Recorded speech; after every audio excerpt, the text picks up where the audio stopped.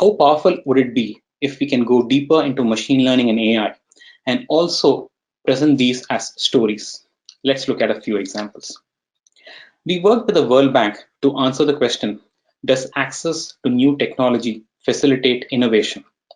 We had data from 150 countries, and it had a lot of parameters like innovation index, access to technology, the entrepreneurship statistics, and so on. So we took up this and we did both the insights and consumption, and what you see here is a story layer available. And initially we have the countries plotted. Now we have this scrollytelling or scrolling and storytelling, where you start applying the clustering algorithm to find out the similarity between the countries. You can see that some regions are clustered together, and there are others which are split across. And sub-Saharan Africa, Asia, you can see the colored regions and how they are splitting up. And this shows the countries which are favorable for innovation, less favorable, and so on. Now the next insight is what is the relationship between innovation and technology?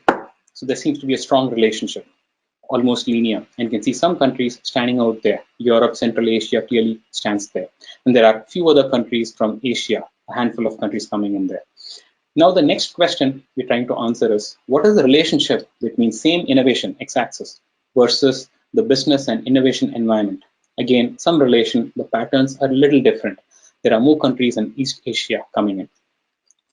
If we go further and look at the relationship between entrepreneurship and innovation, not a strong relationship. That's surprising.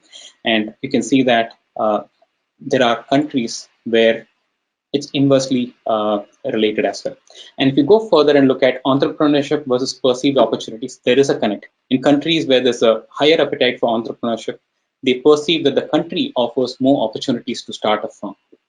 And finally, in this interface, we provide a way for users to explore and find their own stories. Classic case of exploratory analysis, machine learning, clustering, and storytelling combined together.